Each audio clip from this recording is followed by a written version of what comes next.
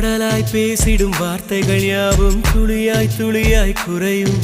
மௌனம் பேசிடும் பாஷைகள் மட்டும் புரிந்திடுமே.